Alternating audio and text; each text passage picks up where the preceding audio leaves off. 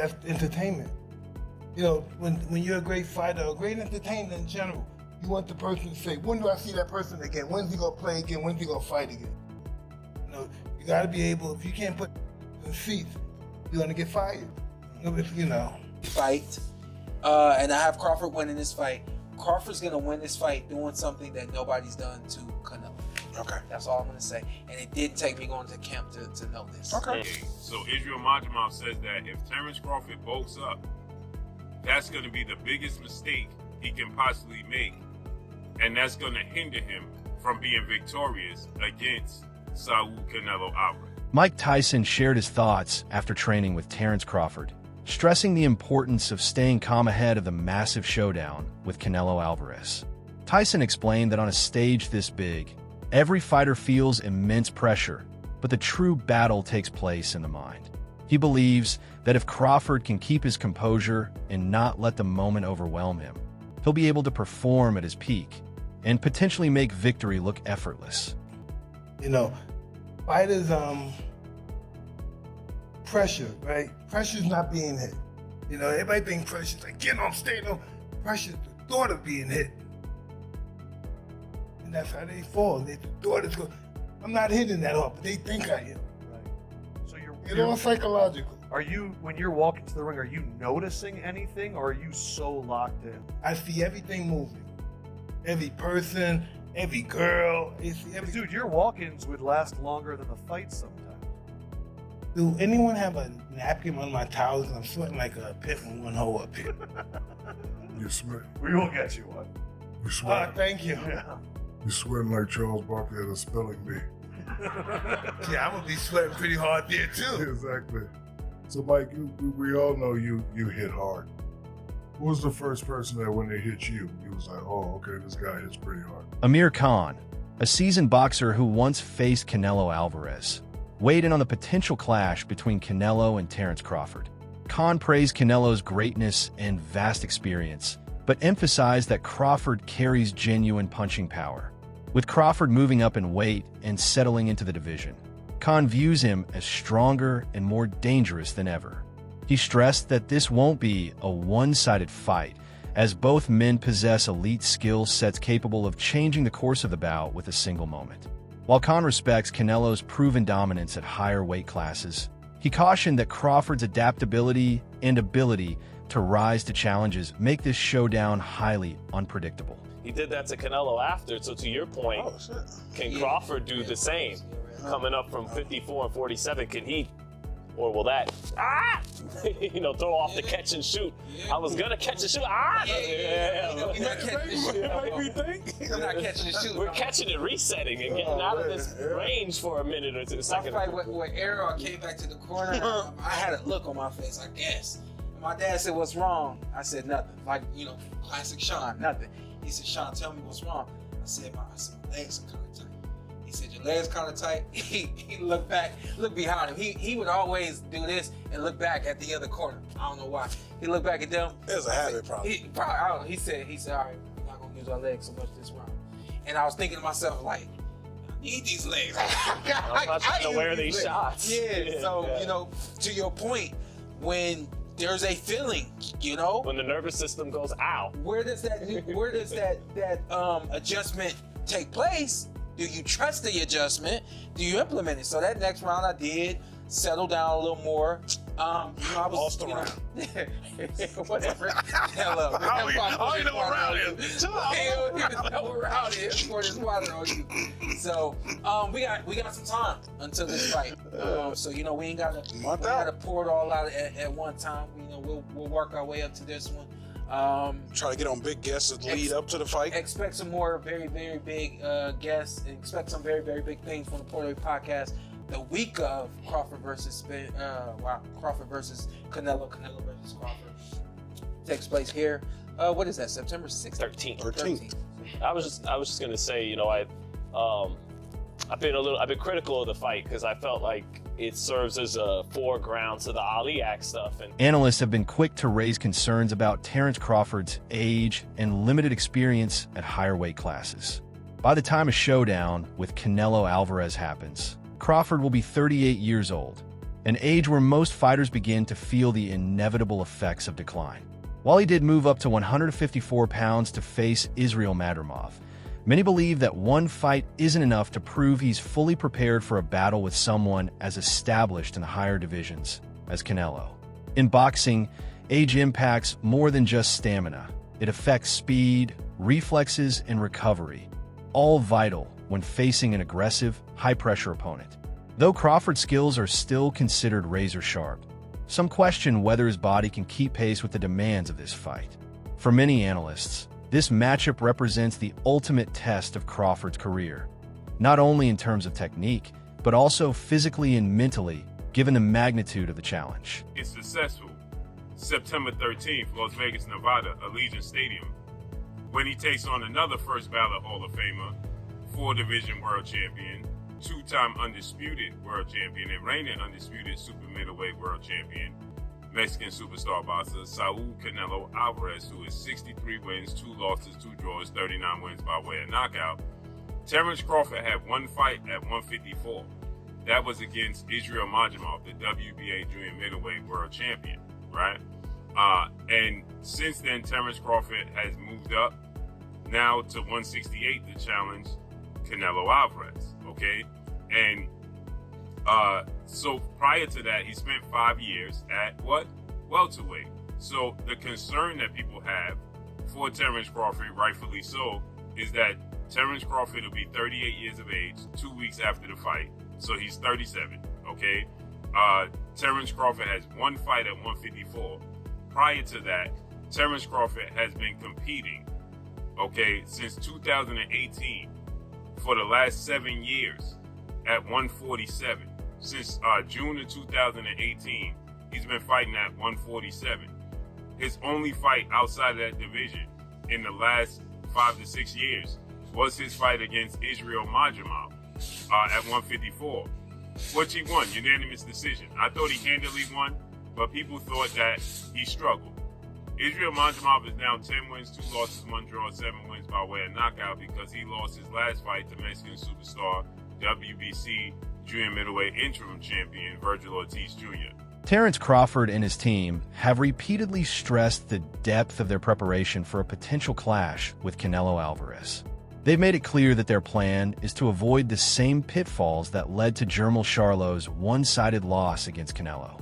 Crawford has been adamant that he is not Charlo, pointing to his unique style, discipline, and superior ring IQ as key differences. His camp has been focused on strategies built around movement, precision, and controlled pacing, recognizing that raw power won't be enough to overcome Canelo. Instead, their blueprint is to frustrate him with airtight defense, create openings, and strike with sharp counters.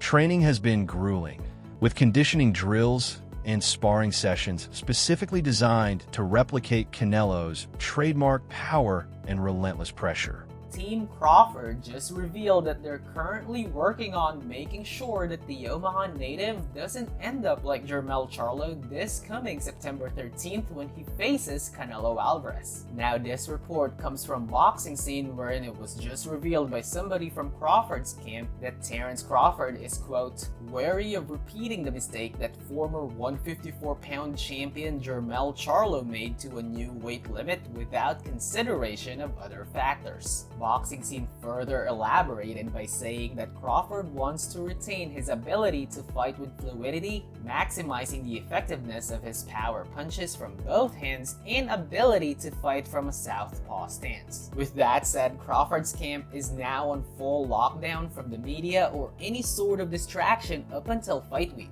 Now, it's definitely worth considering that while it's Analysts have highlighted the inherent risks that come with moving up in weight, noting that speed and agility often take a hit as boxers bulk up.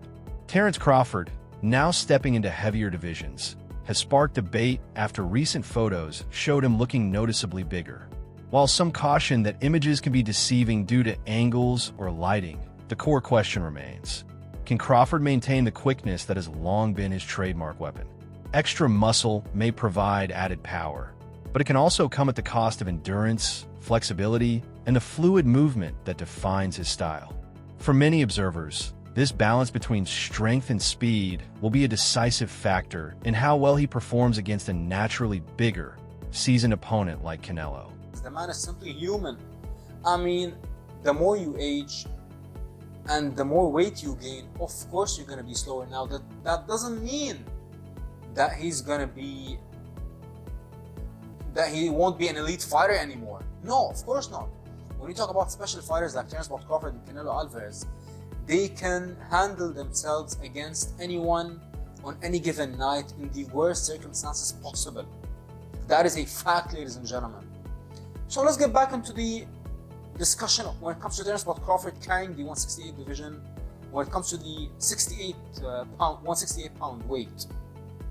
So if you actually think about it, Terence Crawford, how is the man looking right now?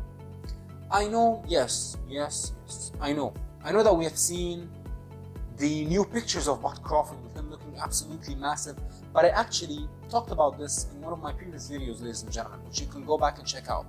Terence Crawford, don't let these pictures fool you, ladies and gentlemen. Don't let these pictures fool you. Yes, of course Terence Crawford gained weight, but the pictures make it seem like Terence Crawford looks like a heavyweight. Let me tell you this, ladies and gentlemen, the lighting and the pump and the angle, everything plays a part in how you look in pictures. You know what I mean? Like, this is a fact, ladies and gentlemen. I can show you 2 pictures of me taken within 24 hours, and in one picture, my physique looks completely different than the other picture.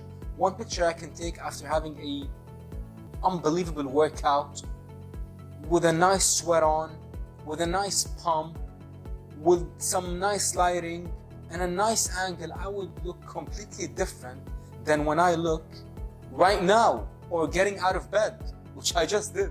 Abel Sanchez, one of boxing's most respected trainers, has openly dismissed the notion that Terence Crawford poses a serious threat to Canelo Alvarez.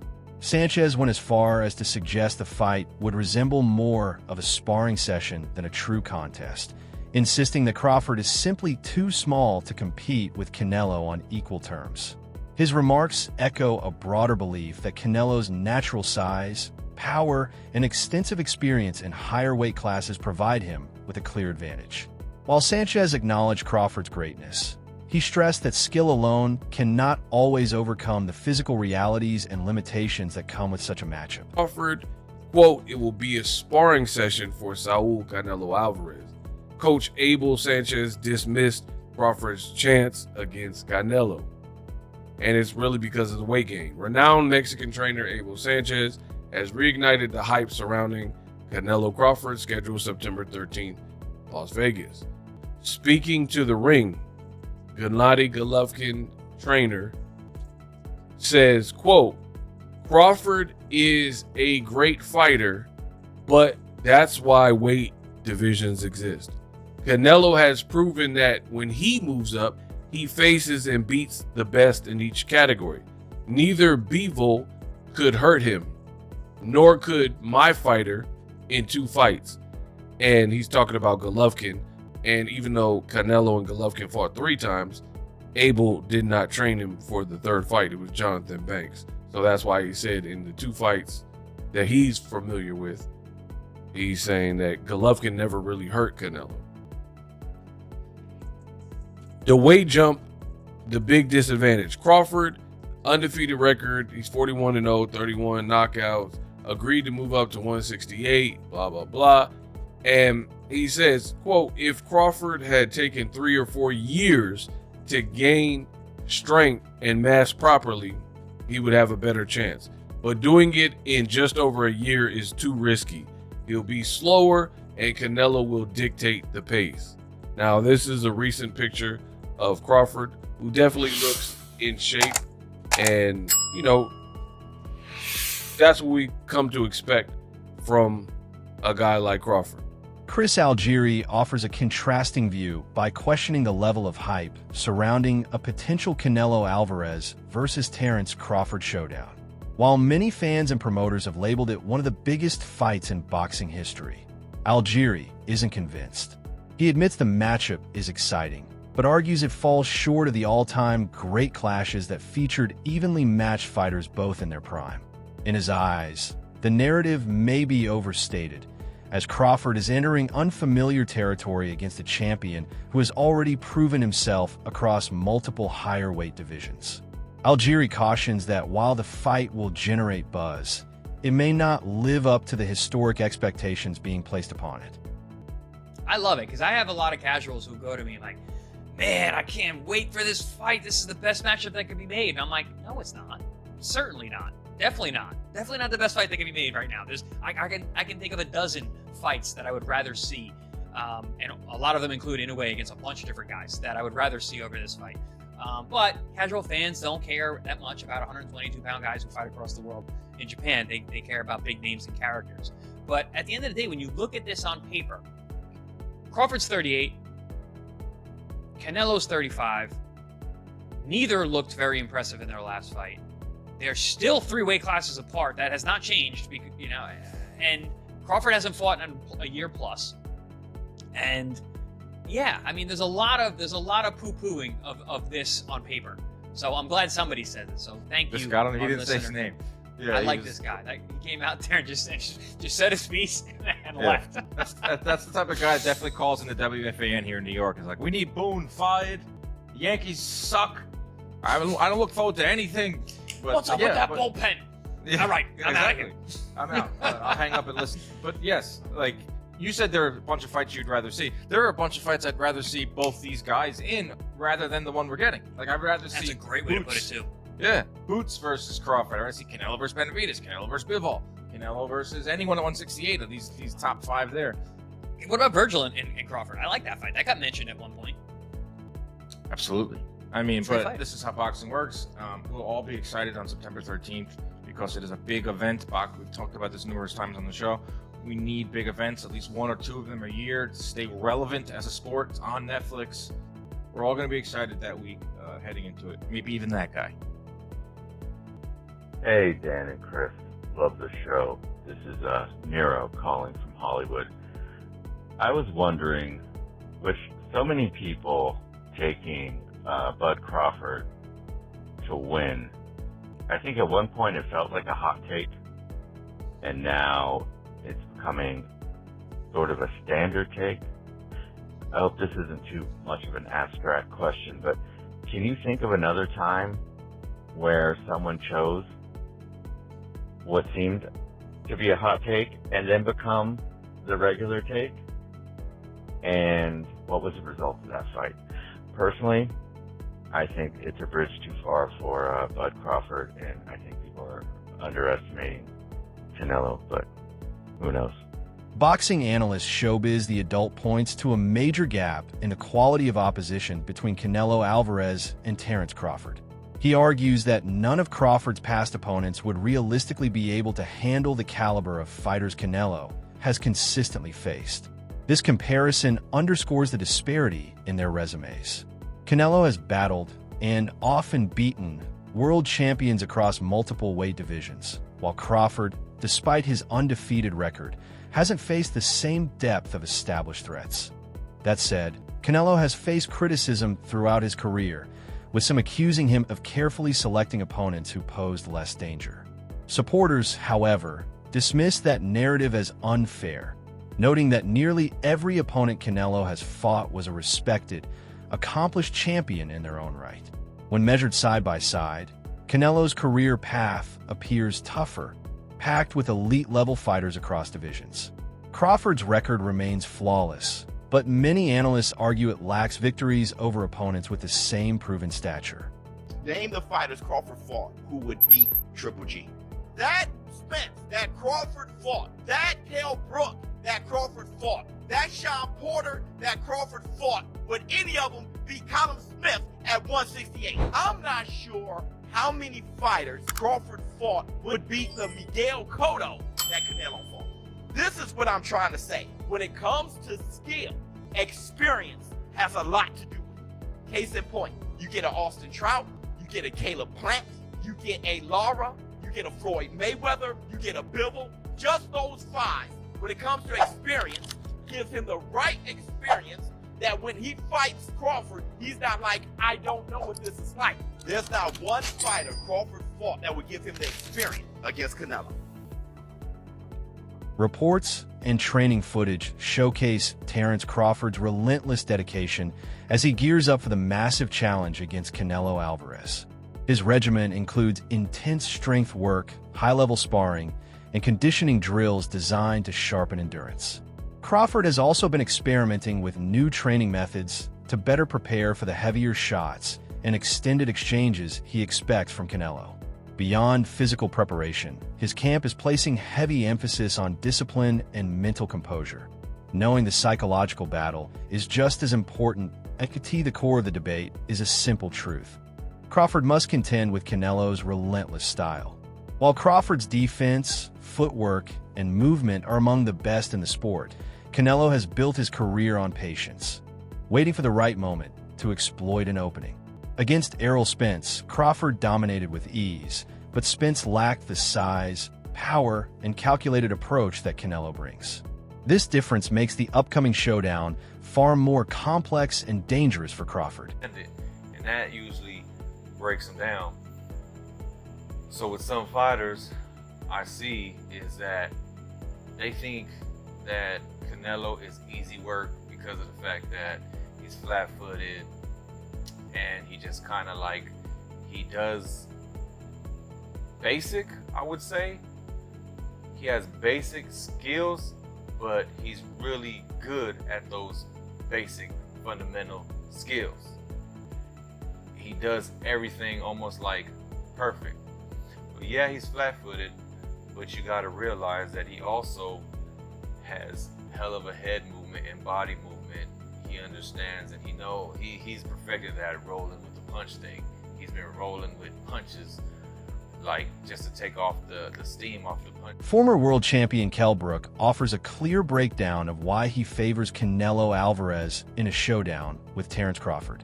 While he respects Crawford's dominant win over Errol Spence, Brook emphasizes that Spence is not on Canelo's level. He points out that Canelo combines power, experience, and tactical mastery in a way Crawford has never faced before. At higher weight classes, Canelo has repeatedly proven himself against bigger, stronger opponents, showcasing both durability and ring IQ. Brook acknowledges Crawford's elite technical skills, but argues they may not be enough to counter Canelo's size, strength, and strategic intelligence. He frames this potential fight as the toughest challenge of Crawford's career, noting that Crawford has never shared the ring with such a complete fighter who carries so many natural advantages. You've got to sway towards Canelo. Crawford's going to have to, move up. And, I knew when I boxed Golovkin, there's a big difference, especially with someone that, fighting a middleweight, a mediocre world champion's okay. But when you find someone like, Canelo or Golovkin, it's a different kettle of fish, I have to lean towards Canelo, but, Crawford's very, very, very good. You think Crawford's still got the legs? Obviously, he's very much got great IQ in the ring, but he's very much a good mover as well. Do you feel like he's still got the legs to be maybe outmoving Canelo if he needs to? Well, I don't know. I think when we look back at Mayweather when he beat Canelo, he's a mover. Crawford's not really like Mayweather in that aspect. It's like he's more, he kind of sets his feet. He's cute with how he approaches, chucking shots and moving. You know what I mean? I think it's a different fight to Mayweather, and Canelo's obviously a different fighter from when he boxed Mayweather. That's all for today's video. Stay tuned for more updates, and we'll catch you next time.